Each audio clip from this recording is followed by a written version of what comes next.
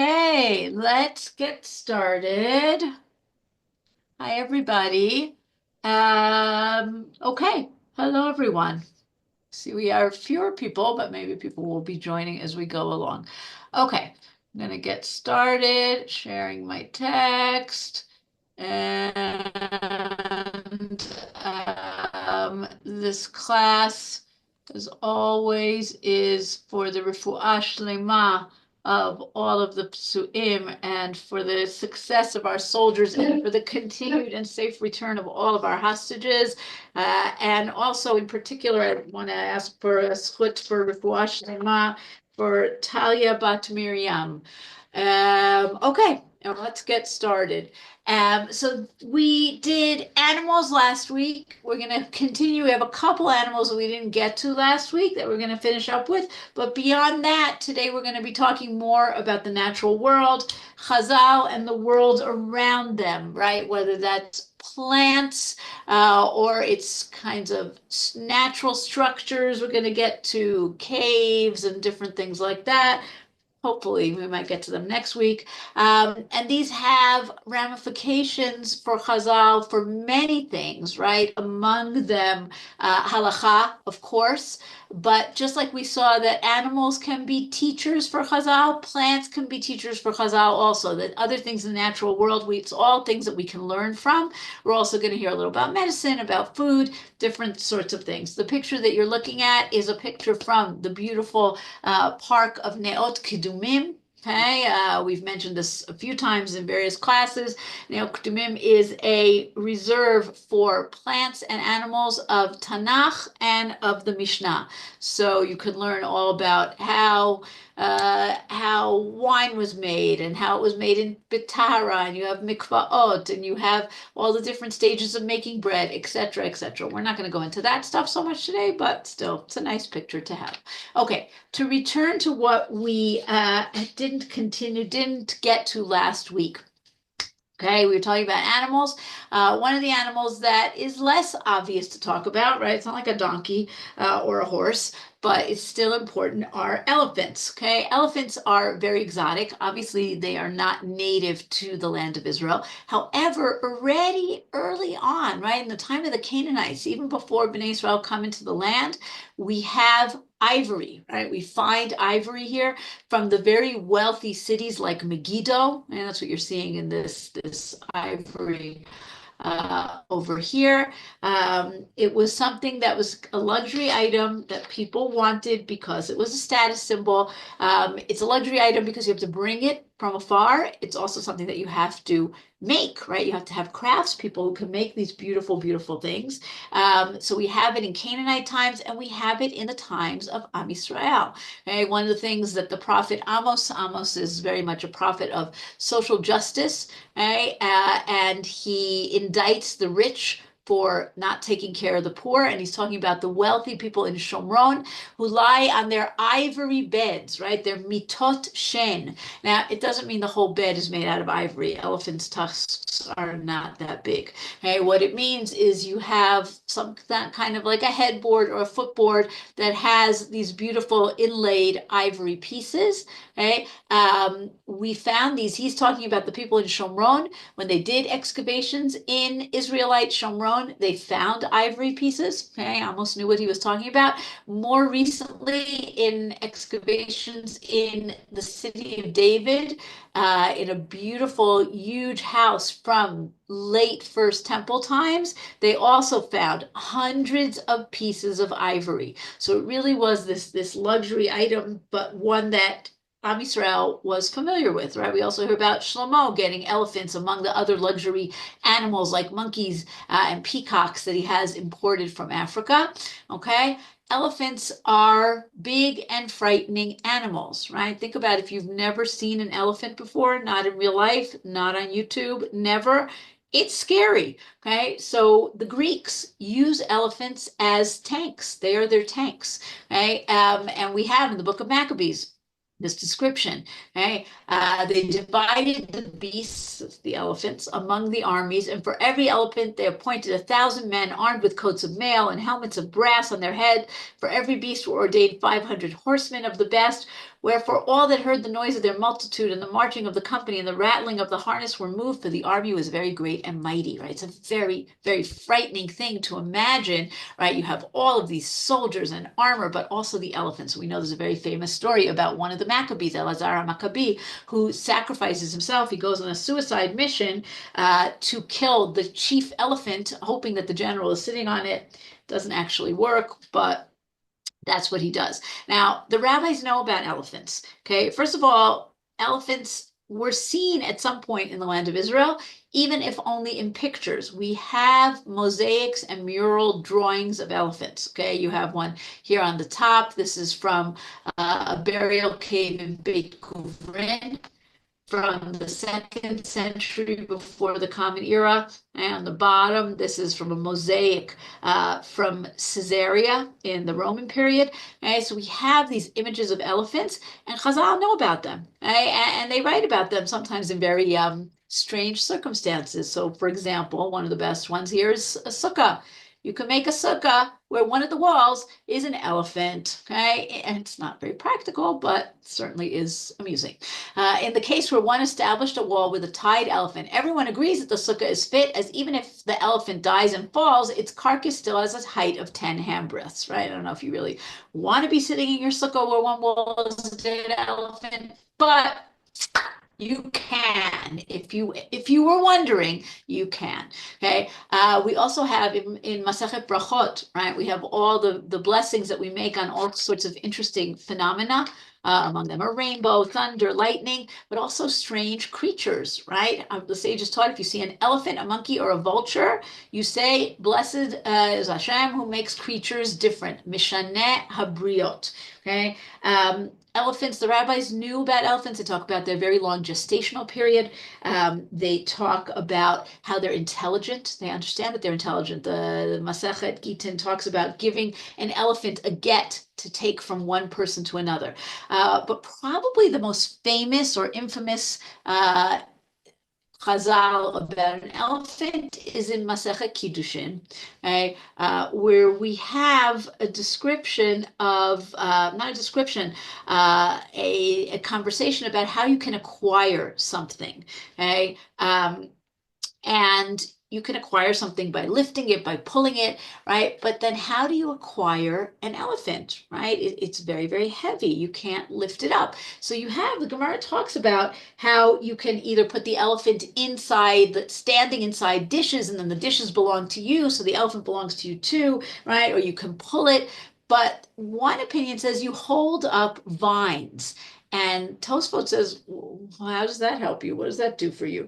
And it says that Rabbi Meshulam, if you look here, Mefaresh HaRab Meshulam, Delahachi nakat chavilei morot, these vines, lefi shehen ma'achal pio. This is a food that an elephant eats, as we know in Shabbat. It tells us what foods different animals eat. Metaltelim chavilei morot b'Shabbat mipnei shehen ma'achal lepilin. Okay, so it's elephant food. Very nice. Umagbihin lapil chavilei morot lemala. You lift up these vines high up. V'hu kofetz umagbia et atzmo min haaretz v'ochlam. The elephant wants to get the vines, so he jumps and he grabs at the vine, and by lifting himself up, you have then acquired him. This is very clever of Rabbi Meshulam. It's a very interesting explanation to the Gemara. The only problem is elephants can't jump. Okay? Elephants can't jump. It's physically impossible for them. They are very, very heavy. Their legs are meant to carry their very heavy weight. They are unable to jump. And they also have, if you look at the structure of the bones of an elephant, okay, I want you to picture Barbie feet, right? You know how Barbie has those pointy, high-heeled feet? That's what elephants have. Their bones the foot bone goes straight down. They are incapable of jumping. So there are people who say, well, look, how could Chazal get something wrong? Clearly, Chazal speak nonsense. No. Okay, and this is again Natan Slifkin. We mentioned him a few times last week, and we'll mention him again now.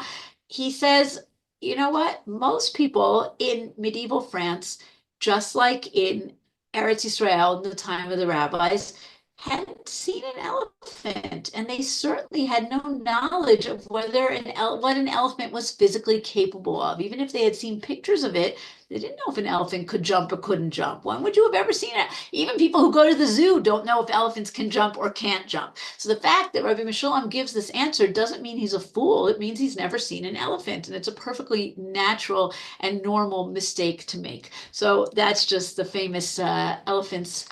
Can elephants jump, right? White men can't jump, neither can elephants. Okay, just to finish up our animal stories, the Gemara has in various places crazy animal stories, right? Fantastic beasts, right? Huge creatures that, or mythical creatures, right? A lot of them are from a rabbi named Rabbi Bar Bar Chana. Rabbi Bar Chana was a traveler, and he would tell these what we would call in modern times fish stories, right? That he was traveling and he saw these huge beasts. I brought you two examples here, right? One is in a whole kind of a series of these stories in Baba Batra.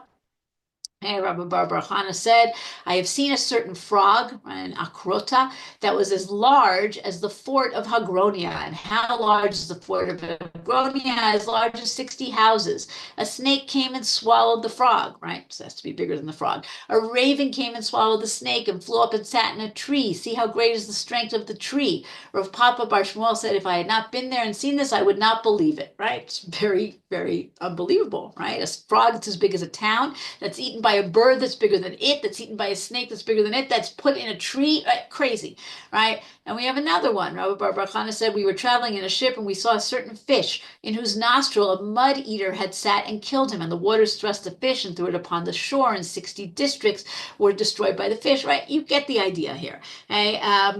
They were cutting beams from the bones of the fish and went to build the houses.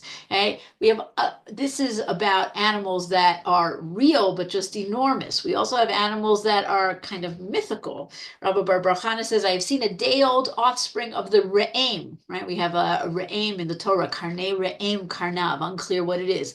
He says it was as large as Mount Tabor, and the length of the cub's neck was 3 parasangs, and the place where its head rests was a parasang and a half. And when it cast feces, it dammed up the Jordan, right? What do we do with these crazy stories, right? These are very strange stories. So there are different approaches to what to do with these stories, right? One approach is sometimes we have mistakes in translation, in the text, right? It's possible. Here, not with these particular stories, but you do have sometimes where the translations or the emendations of the text are incorrect. And once you fix that, fix the language, it makes more sense. Sometimes you have situations where nature can change. We don't like to resort to that too often because it doesn't really happen.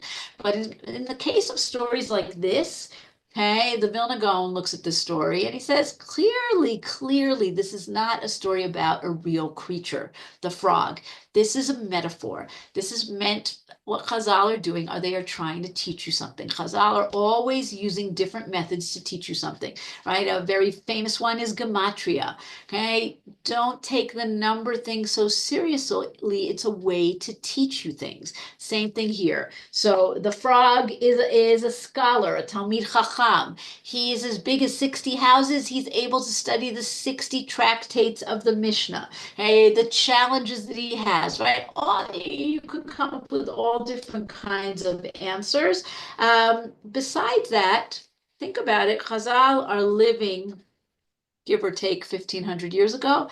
Think about the belief in mythological creatures in ancient Greece, in ancient Rome, in medieval Europe, up until, look, there are people today who believe in the Loch Ness Monster and in the abominable snowman and all these.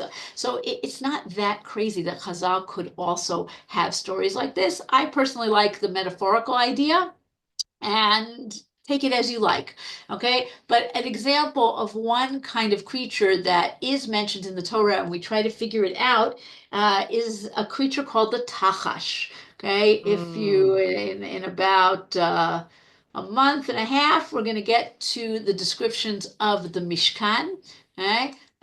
Just looking if the sources are here. No. Um, Okay, yes, I don't know about the elephants, but we'll come back to it. Okay, in the Mishkan, we have skins that are on the roof of the Mishkan, and they are described. Orot elim ma'adamim, va'orot techashim va'atzei shitim. Okay, we're not going to go into the elim and the shitim, but we have something that's skins of a tachash. What is a tachash? Okay, so Onkelos translates the tachash as a sasgona. And Rashi says, Sas Gona, he's Sas, he's excited about his gvanim, about his colors. He's proud of his colors. Now, Onkelos is building on what the Gemara says. Okay, the Gemara in Shabbos discusses this tachash. And we have a variation in the Yerushalmi, but basically, look at what it says here. Rabbi Elah said that Rabbi Shimon ben Lachish said that Rabbi Meir used to say, the tachash that existed in the days of Moses was a creature unto itself, meaning it's a creature that never existed after that. It was a singular thing. And the sages did not determine whether it was a type of undomesticated animal or a type of domesticated animal, right? Is it a chaya or a behema? Here's where it gets interesting for us. And it had a single horn on its forehead. And this tachash happened to come to Moses for the moment. So it exists only in that time period. It has a horn on its forehead. What does this remind us of? A unicorn. Okay, and then we go into the Midrash Tanchuma, okay, and we get an even better detail, right? Rabbi Nechemiah discussed this verse. Rabbi Yehuda said it was a large, pure animal with a single horn on its forehead and a skin of 6 different colors that roamed the desert. So the Midrash Tanchuma is even better. It's not only a unicorn, it's a rainbow unicorn, right? You thought rainbow unicorns are things that like 6-year-old girls got into like a year ago? No, rainbow unicorns are in the Midrash Tanchuma. Now, what's the deal, right? Is it really a unicorn? What does that mean? We know that unicorn is a mythological animal that people were fascinated by in ancient times. Okay, this is a picture of one of the gates of the Persian city of Shushan. Okay, and this is perhaps a drawing of a unicorn, right? We also have unicorns in medieval Europe, where we have the famous unicorn tapestries. People are fascinated by this idea of this one-horned creature. Chazal are fascinated too. Now, what is the unicorn and what perhaps is the tachash? We have a lot of different suggestions. One suggestion for a unicorn, even though it seems very strange, there are creatures that have a horn. Okay, this is one of them. It's called the narwhal. Okay, this one up here. This is a sea creature. It has one long tusk. It doesn't really appear in our area. It's really in much colder waters, but sometimes a pod strays in different directions, and maybe it could have ended up here. This is one suggestion for the tachash. Some people suggest a rhinoceros, which also has one horn. Some people suggest a giraffe because a giraffe has a beautiful skin. It has 2 horns, but it also has a pointy thing in the middle of its forehead. Okay. Another suggestion, much less beautiful than the giraffe, is this creature over here. It's called a dugong. It's a sea creature that lives in the Red Sea. Okay. It has a strong skin. Its skin is used for shoes, and we have a pasuk in Yechezkel that talks about the tachash used for shoes. None of these are particularly perfect. One of the most accepted answers, it's much less sexy than the other answers, but it might be correct, is we have something called duchsu, which sounds a little like tachash, and it's very fancy beadwork, something that we have in the Arab world. Maybe this is not an animal at all. Maybe it's just talking about a style of work that you would do on the fabric itself. So the tachash is still mysterious. By the way, if you go to the Ari Shul in Sfat, the Ari Ashkenazi Shul, they have a stucco box that has a beautiful picture of a rainbow unicorn on it, and the medrash about the tachash. And some people are very into this idea. They really, really like this idea that it's a rainbow unicorn, which is very cool, but kind of hard to prove in nature. Okay, we are done with animals, and we are going to move back to plants that we started talking about. Okay, so one of the things that we hear a lot about in the Torah, as well as in the Mishnah and the Gemara, is ketoret and perfume. Okay, in the Torah, we hear about the Ketoret in the Beit HaMikdash, right? In the Mishkan and in the Beit HaMikdash. You have in the Kodesh, inside the Mikdash itself, you have the Kodesh and the Kodesh Kodashim. Kodesh Kodashim is the Aron, right? The Aron Abrit. But in the Kodesh, you have the Menorah, you have the Shulchan, and you have the small gold altar, the Mizbeach HaKtoret, and you put a mixture of incense of Ktoret on it. Now, we have two different sources here. Now, we have the source in the Torah. I deliberately brought it for you in Hebrew without an English translation because it's disputed what these words mean, okay? Not the beginning, right? Vayomer Hashem Moshe kach lechasamim, take these different kinds of spices, nataf ushachelet v'chelbona samim ulivona zaka bad bebad yiyeh. So we have basically four ingredients, okay? Nataf, shachelet, chelbona, and livona. Now, the Gemara, and a lot of people say this passage every day, the Gemara expands on this idea, okay? Tana Rabbanan, pitum haktoret, this is how you make the ktoret. Hatsori, hatziporen, hachelbona, v'halivona. Okay, so it takes these four things, and that half, they explain, is a tsori. Don't worry if this doesn't help you very much. We're going to try to explain it a little more.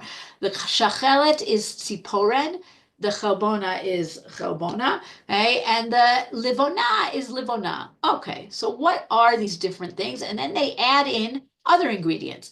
More, ktsia, shibolet nerd, karkom, okay? Kinamon, right? Different things. So we have, this is a very nice thing on the internet, right? The different ingredients, some of which we know, some of which we're not sure about. Tsori, we're going to talk about. This is what we call in Hebrew today a farsimon, not a persimmon, but balsam. Okay, so hatzori b'Gilad, right? They have balm in Gilead? That's this spice. Siporen is cloves. Livona is frankincense. We're going to talk about that. More is myrrh. Okay, and then we have all these other ones. Cinnamon, we know cinnamon. Others, not so clear. Is karkom, saffron, maybe, right? We're not so sure about all of these. We know that we have all these various different plants, okay? Three main ones, the tsori, the livona, and the more, all come from the same family. Okay, these are trees that create perfume. We're going to see a little more about the livona and the myrrh. And there was a specific group of Kohanim whose job it was to make the Ktoret, and they're called the House of Tinos. And we hear about them in the Mishnah. We hear about them in the Gemara in Yuma. And they did not want to teach the secret of the preparation of the incense. Now, you say, what secret? We just heard all the ingredients. Where's their secret, right? Clearly, anybody can make this recipe. No, right? It's not about the ingredients, and it's not even about the amounts. It's about the technique of creating the smoke that should go straight up in the air. Okay, so we have this story about the Beit Avtinos. The sages taught in a Braita, the members of the house of Avtinos were expert in the technique of preparing the incense, and they did not want to teach others. Now, they have a monopoly. Of course, they don't want to teach others. They're going to make a nice amount of money. Okay. The rabbis were not happy about this. The sages sent for and brought craftsmen from Alexandria and Egypt. We're going to get it from China. We're not paying you this monopoly price. The Alexandrian craftsmen knew how to blend the spices, but they did not know how to cause the smoke to rise like the house of Avtinos. So I didn't bring you the whole Gemara, but basically the rabbis have to come back to the Beit Avtinos and they have to pay them twice as much, right? It's not particularly nice, but they're the only ones who know the secret of how to make the smoke grow up. But they do say a nice thing about Beit Avtinos, right? First of all, they say, why don't they want to teach anybody? It's not only about the money. They say, one day we know the Beit HaMikdash is going to be destroyed, and we don't want idol worshippers to make this Ketoret in their temples. But also, they never would let the women in their household use perfume. because they didn't want anyone to think that they were using the incense for their own perfume. Now, perfume, we think, Chanel No. 5, going to the duty free, we have perfume. No, perfume exists in the ancient world. And it's actually really important in the ancient world because the ancient world smells really bad. Okay. Just a lot of smells. There's a lot, you're out there in nature. We haven't, made everything all artificial. And a woman who was wealthy enough would go out with a little, it's called a tzlochit shel Platon, a little perfume vial. And this is one of the things that the Mishnah and Shabbos talks about, what you're allowed to carry on Shabbat if you don't have an Eruv. So you're not allowed to go out with this perfume vial, but a woman would wear such a thing as a necklace, right? Think about smelling salts in Victorian times, right? And you get to, I don't know, the refet, right? The cowshed, and you're like, ugh, it's disgusting. And you'd smell your perfume. Now, we found one of these in the excavations in Migdal, in a Beit Sheni town near the Kinneret. Now, what did the perfume smell like? That's a really good question. So we're going to take a look at a few different perfuming ingredients. Okay, so first we have livona, mor and livona. In Shir Hashirim, we have nerd v'karkon, kanev v'kinamon, im kol atzei livona, more va'olot im kol roshe bisamim. All of the beautiful perfumes, right? Nard and saffron, reed and fragrant reed and cinnamon, with all trees of frankincense, right? That's important. The livona and the more come from trees. Myrrh and aloes, all the choice perfumes. Okay, the livona is its scientific name is Boswellia thuriferaea, but in English it's called frankincense, okay, which is a strange name, right? Why frankincense? Frankincense means, in Old French, the pure or noble incense. The Crusaders came to the land of Israel and they discovered this. Now, if you rediscovered it, if you go into the shuk in the old city, okay, in the spice stores, you'll see this, frankincense and myrrh. It's a big deal for Christians because when baby Jesus is born, according to the New Testament, the 3 wise men bring him gifts of frankincense and myrrh. So to be able to come and to see this, wow, this is really exciting. However, it's also exciting for us because not only do we use these spices, which are actually like a resin from the tree, and they don't smell like anything until you burn them, like you have to heat them up. Not only do we use them for the Ketoret, we use them for the Menachot. Okay, when we give meal offerings, when we make these pancakes that you give as an addendum to your korbanot, they have to have oil and they have to have livona. So livona is a really big deal as part of the menachot.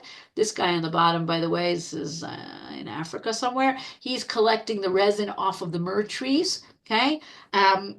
Now, these plants are actually fascinating because not only do they have a nice smell, I don't particularly like it, but it is a strong smell, okay? And not only do they, are they important for ritual things, but they actually have healing properties. And the rabbis already knew this. Gemara in Sanhedrin, if you're doing the daf, this is going to be coming up next week.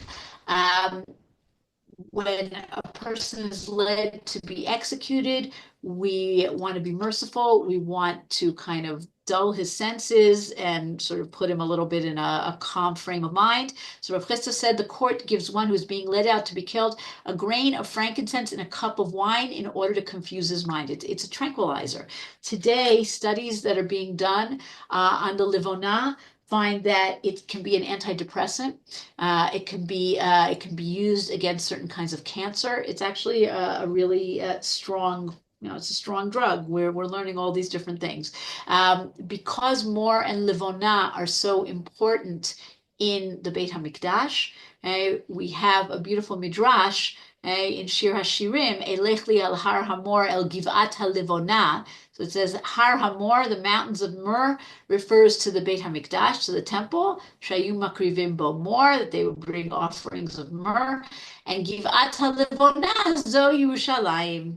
This is Jerusalem, where they would bring the offerings of Livona. Okay, so more in Livona. By the way, this, as well as the next one we're going to talk about, the Afar Simon, people today are researching and trying to grow these things again and trying to figure out these ancient scents, growing them in Eretz Israel, meaning we do grow them in other places, but we want to grow them here.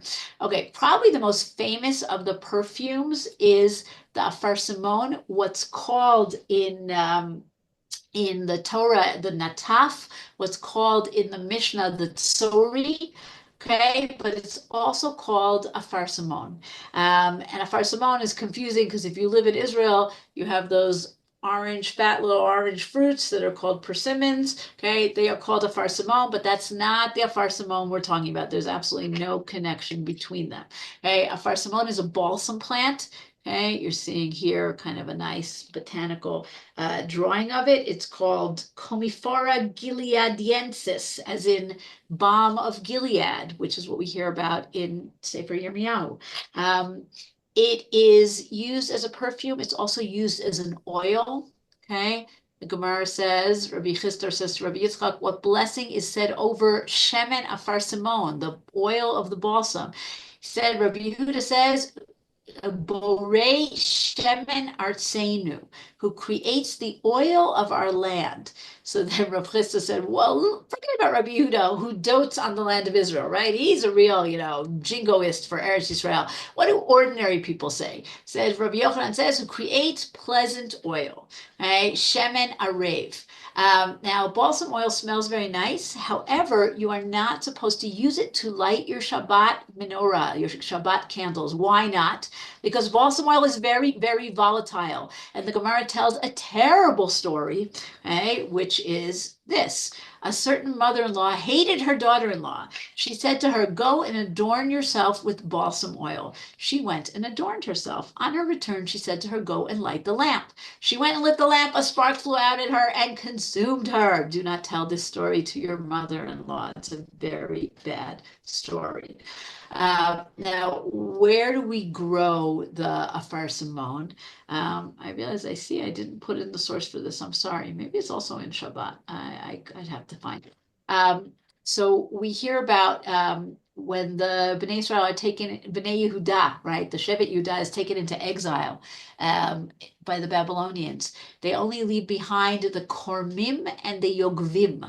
So the Gemara says, what are the Kormim and the Yogvim? The Kormim are the balsam gatherers from En Gedi to Ramah.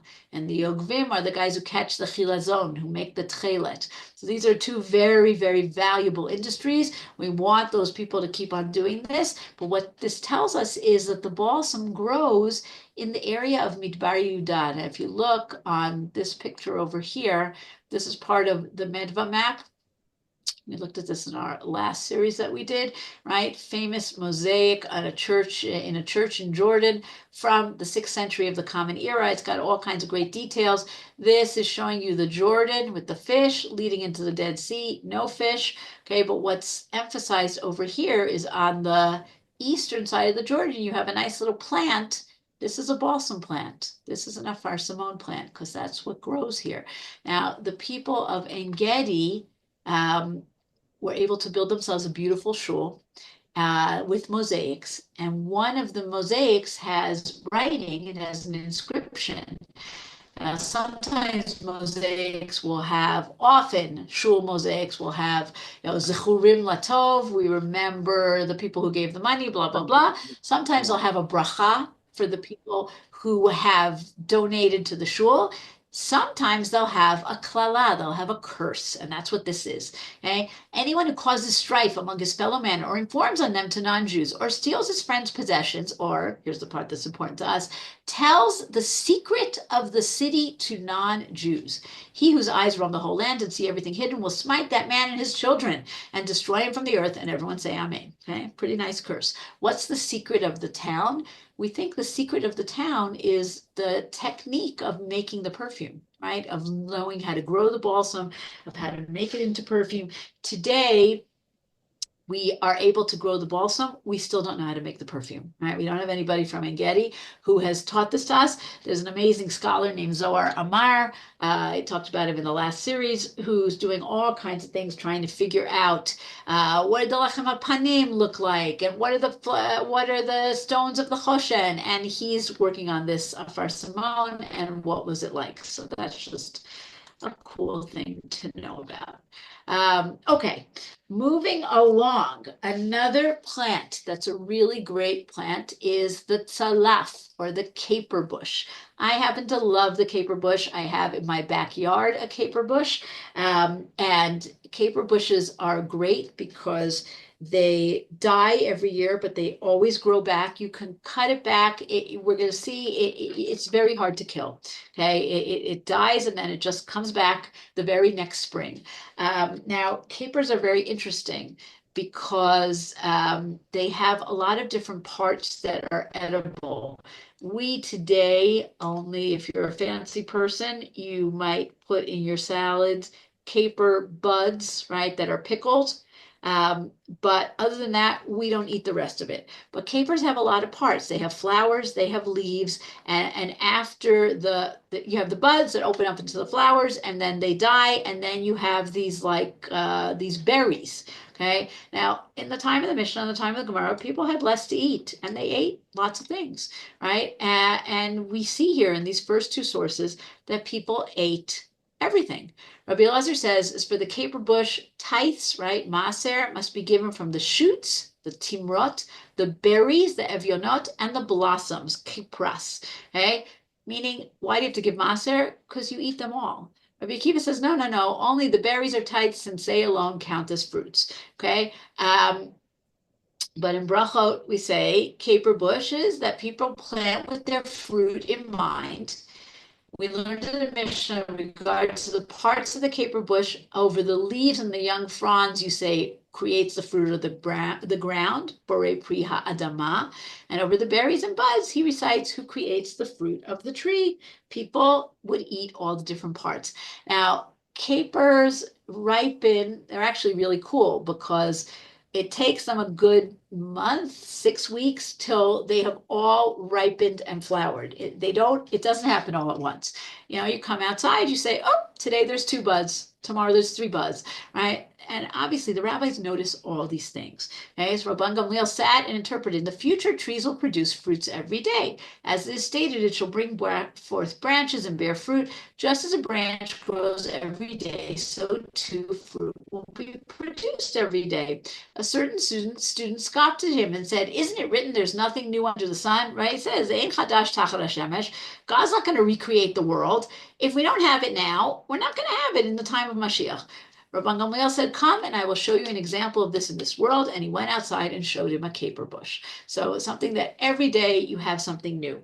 Now we're going to see another quality of the caper, but we have this great midrash here in Gemara and Shabbos that talks about a man who there was a hole made in his field, a breach in his fence, and he decided to fence it in. And then he remembered it was Shabbat. And that pious man refrained from fixing the fence forever because he had thought about fixing it on Shabbat.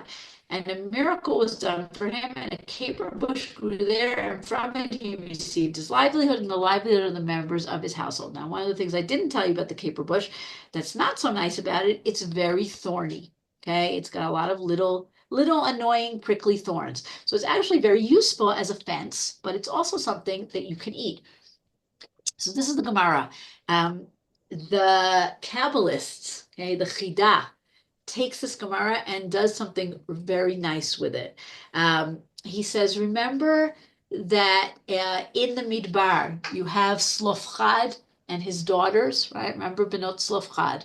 Benot Slofchad come to Moshe and they say, our father wasn't with the Meraglim and he wasn't with Korach, but he died from his sin, bechet omet, his own sin. And the rabbis say, what was his sin? Nobody, the rabbis never like to have anybody anonymous. So we have a guy who's the mikoshesh etzim. He cuts wood on Shabbat, and he's killed. And the rabbis say, oh, that's slofchad.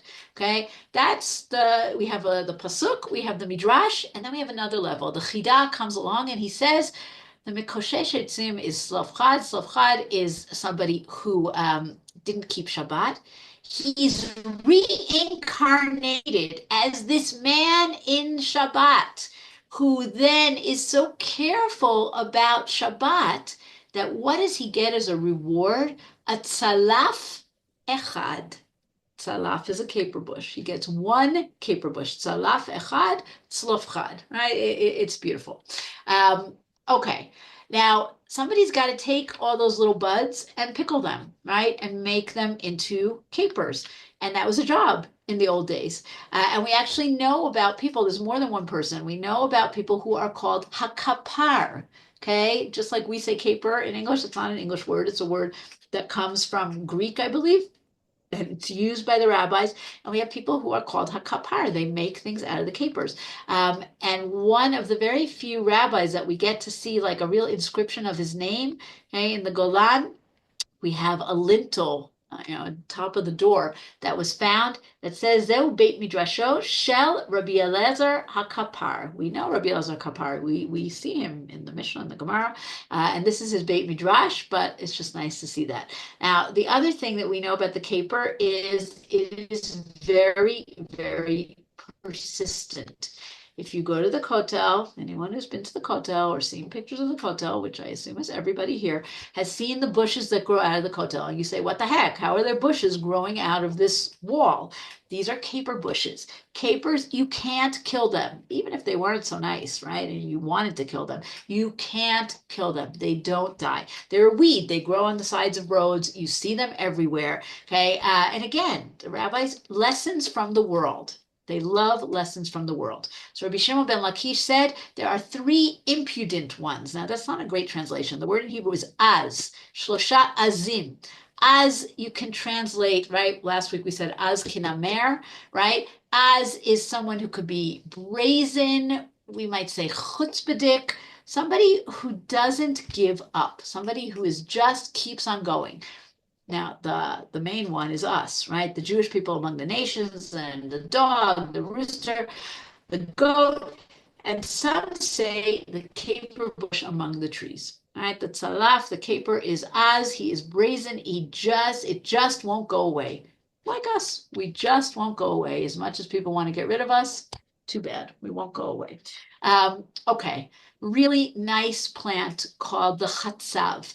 If you live in Israel, you know what the chatzav is. And certainly if you send children or grandchildren to Gan here, right? Every child who goes to kindergarten here comes home in the fall and says, HaChatzav poreach, HaKayitz boreach. When the chatzav flowers, this is the chatzav here in the middle, that means the summer is over. The summer is running away. Okay, these are plants that flower in the fall, the very end of the summer. They start to come up around Tu B'Av at the end of the summertime, in the beginning of the fall. Sorry, not the end of the fall, the beginning of the fall. And you see them all over the place. They're called dreamia or sea squill. It doesn't really matter what they're called in English because you would not have seen them. I don't think, maybe they grow in California. I don't know.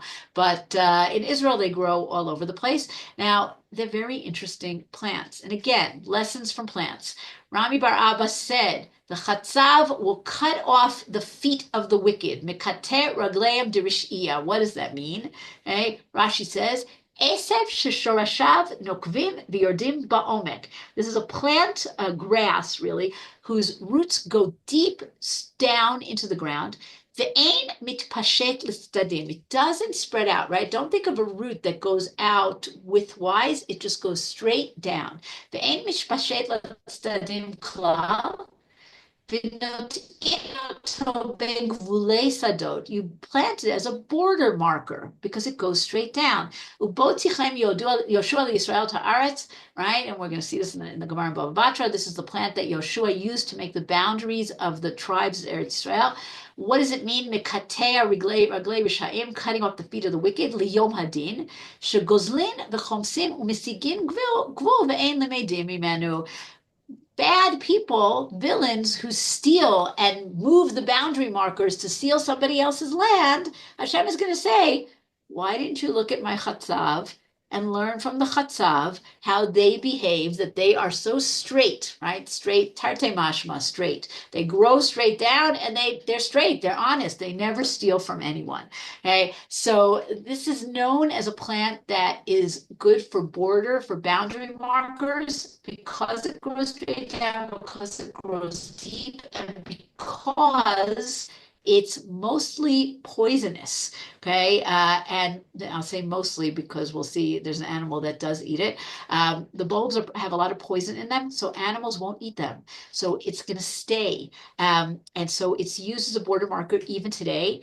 The Arabs call it the plant of the dead. They use it to mark off cemeteries.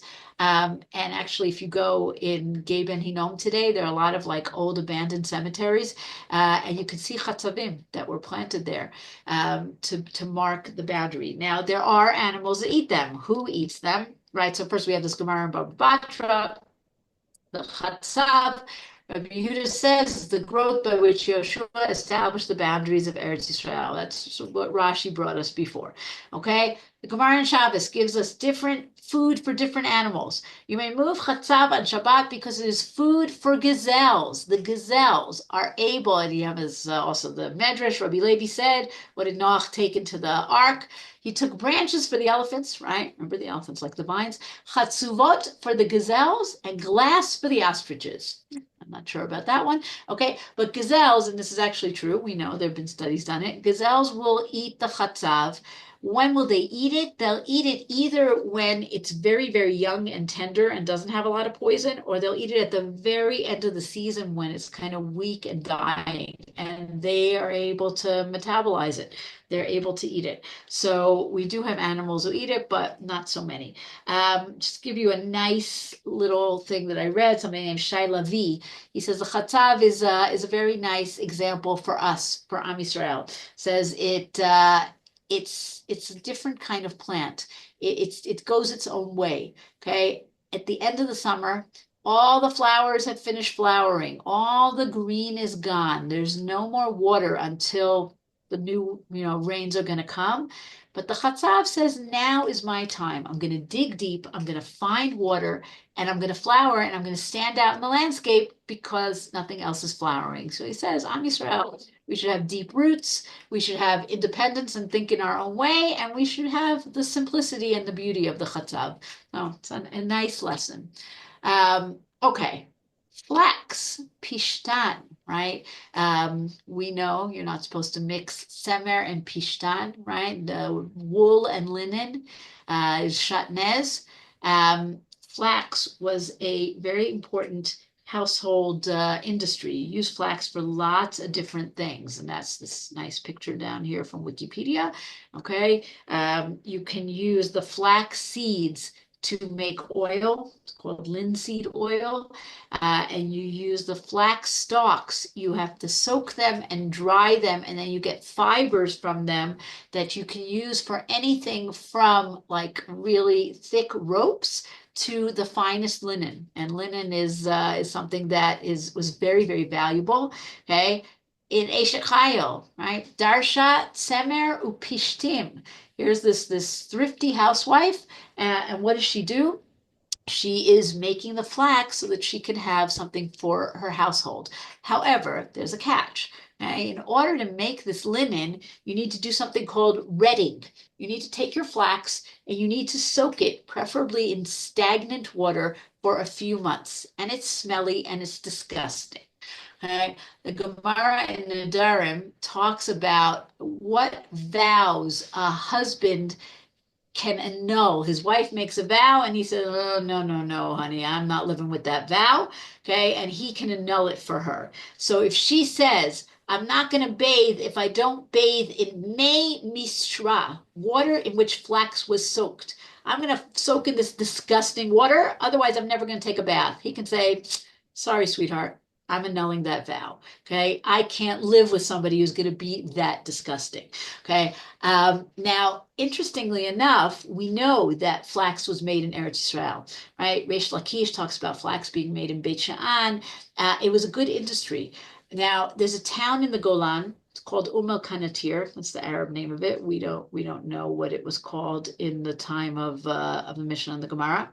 They have a gorgeous, gorgeous shul. This is it's not really a reconstruction. It's taking the real stones and putting them back into place. It has this beautiful aron over here. How did this little town in the Golan have the money to build such a beautiful shul? So we found these very interesting looking pools. And at first, the archaeologists said, well, maybe this is something that's used for some kind of religious ritual, right? Some kind of water pan, water sprite, who knows? But now we think that these were actually this was the secret of this town. They didn't make the Afar Simone, they made linen. This is their soaking pools to soak the linen and to make it into very valuable linen, right? To soak the flax and to make it into linen. Okay, one more thing about flax. We have the story in Yoshua of Rachav, right? Remember Rachav, who saves the spies who come into Yericho and they're being chased after, right? And she goes and she hides them on the roof under some stalks of flax. Okay, Ze'ev Erlich, the person who we dedicated the whole last series of classes to, he says, Rachav, we hear a lot about Pishtan in the story of Rachav. Maybe not Pishtan itself, but the products of Pishtan. First of all, she has these flax stalks that are drying on her roof. Second, she helps the spies to escape by lowering them from a rope. She happens to have ropes lying around her house. Third, they say to her, listen, when we come back, put this red string in your window. She's got threads that she puts into her window. So he creates a whole interesting industry. Maybe Rachav has that she's a flax industrialist. That's not the word I want, but you know what I mean. Okay. The last few things we're going to do are not necessarily plants, but a few other things. We'll see how many of them we get to. Okay, one of them is medicine. Medicine in the Gemara is vast. We are really only touching on it like mamash, not even the tip of the iceberg. But I just wanted to bring in a little bit. First of all, the person who wrote what is still considered to be the best book about medicine in the Gemara is it's a 19th century book. It's a guy named Dr. Julius Preuss. He was a Jewish doctor, really a doctor, like a medical doctor from Germany. And he wrote a book called Biblical and Talmudic Medicine. And he said himself that he is the only person he knows who knows enough about medicine and enough about Gemara and Aramaic to be able to write this book. There may have been more modern studies, but as a comprehensive book, as far as I know, this is still the best one. It was only very recently translated from German into Hebrew. I brought you two things here. One is we have tons and tons and tons of medical advice in the Gemara. Some of it is advice that is still good today, right? Shmuel, who was a doctor, says, wash your hands all the time, right? We follow that advice today. Okay? Some of it is advice that we completely don't follow anymore, like bloodletting. Okay? And some of it is kind of this strange folk medicine that maybe it works, maybe it doesn't work. Who knows? And one of the people who brings a very interesting source for folk medicine is the Amora Abaye. Now, Abaye had kind of a sad life story. His mother died when he was an infant, and he had a foster mother, but he loved this foster mother. She was like a mother to him, right? And he always calls her Aim. Amra li Aim. That's his like catchphrase. My mother told me. And we have tons of different examples. I just brought you two here. Okay? And she gives him all sorts of advice. Not all of it is medical, by by the way. She also tells him other kinds of advice, like just what are smart ways to go about in the world. My mother told me a child's growth requires hot water and oil for smearing. When he grows a little, he must eat egg with kutach. Kutach is this disgusting fermented bread. Right? That's in the Gemara in Yoma. Abaye said, my mother told me these roasted grains are good for the heart and drive away worrisome thoughts. My mother told me if you suffer from weakness of the heart, you should bring the meat of the right thigh of a ram and the dung of grazing cattle, and bring willow twigs and roast the meat on a fire made with the dung or twigs and eat it and drink some diluted wine. Okay, and you read this and you're like, really, what's going on here? Okay, so another thing to understand is that the doctor of ancient times, and not only ancient times, the Rambam talks about him also, is a doctor named Galen. And he lives in the 2nd century of the Common Era.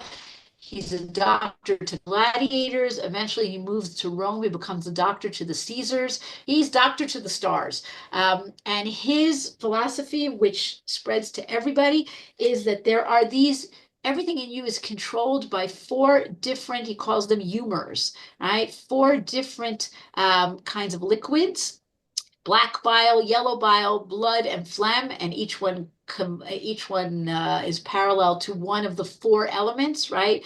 Earth, water, air, and fire.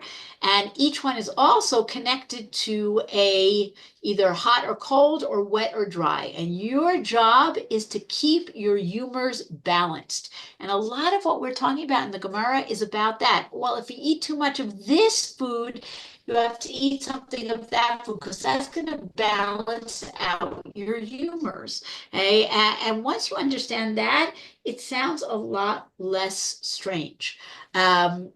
Whether this is true or not, I will leave to the alternative medicine people, but this is definitely the cutting edge science that the Gemara is working with. Okay, we have other interesting things about medicine.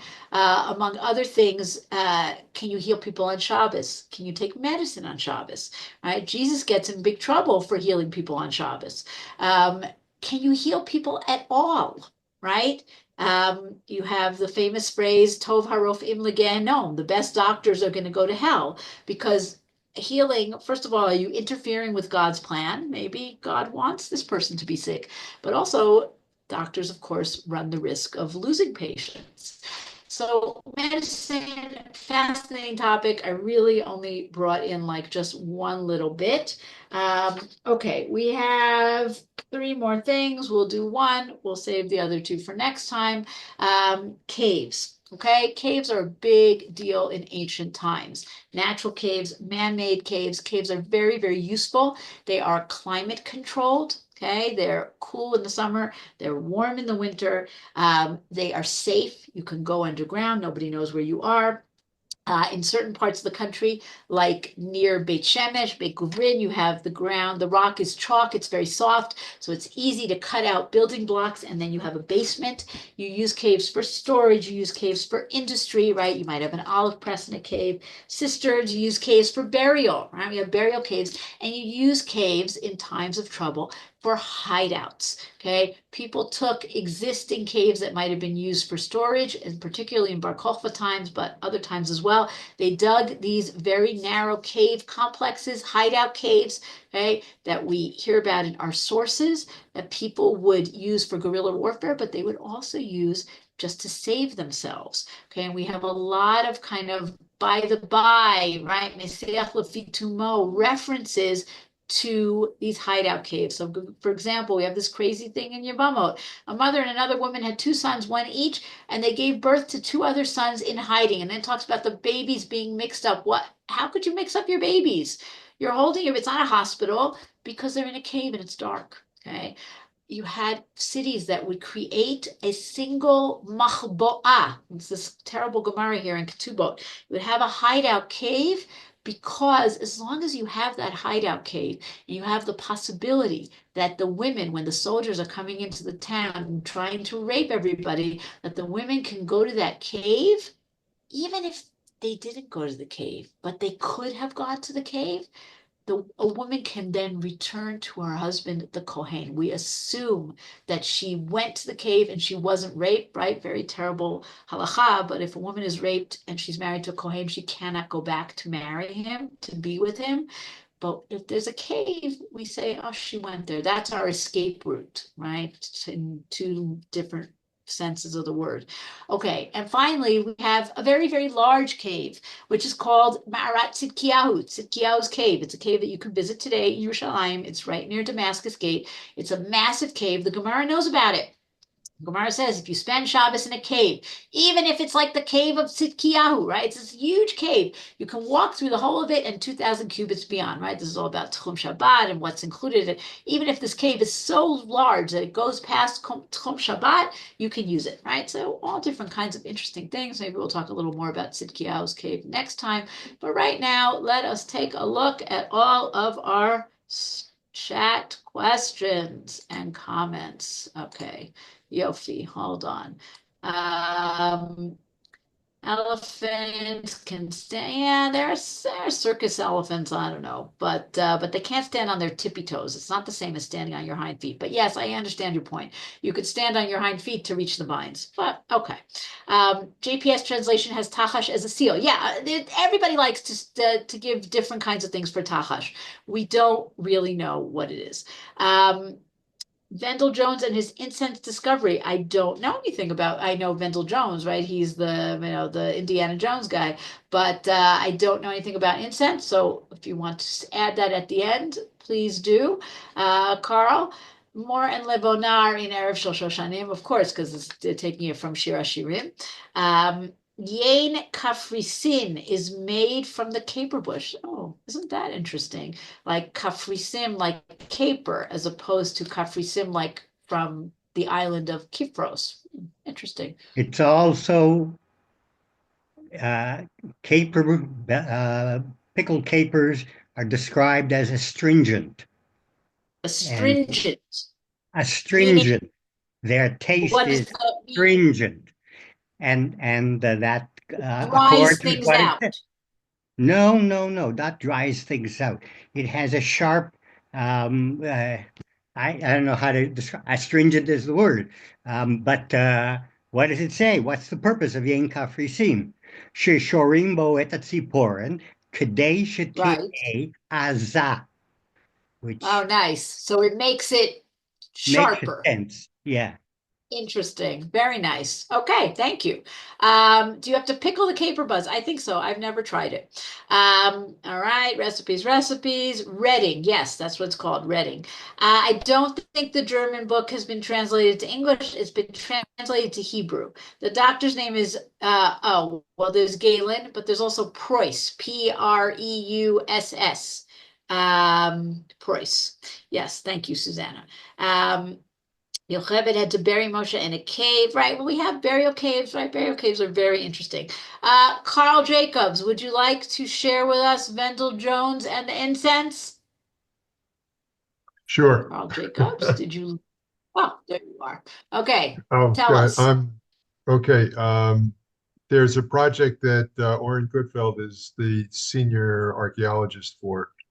It's called the Qumran Project, and it's a group of people who worked with Vendel Jones when he was alive.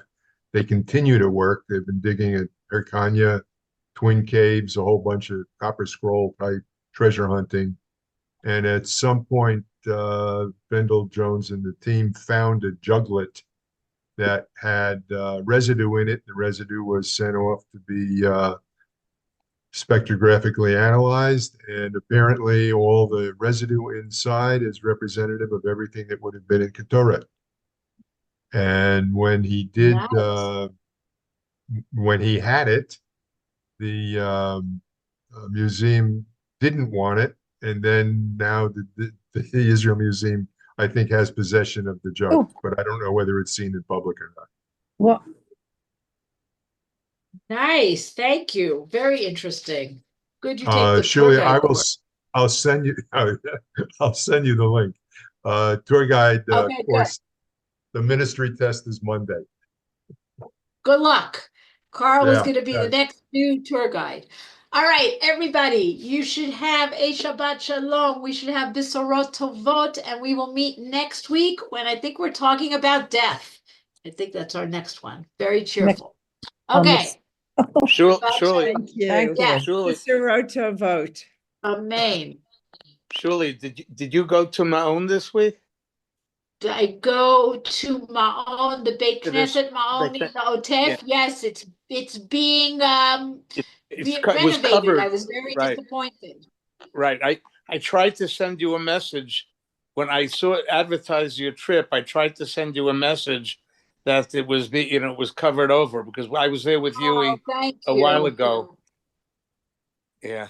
They told me it's going to be ready in 2 weeks, but the people we met at the Moitzai Zorit Eshkol said that's ridiculous. It's not going to be ready in 2 weeks.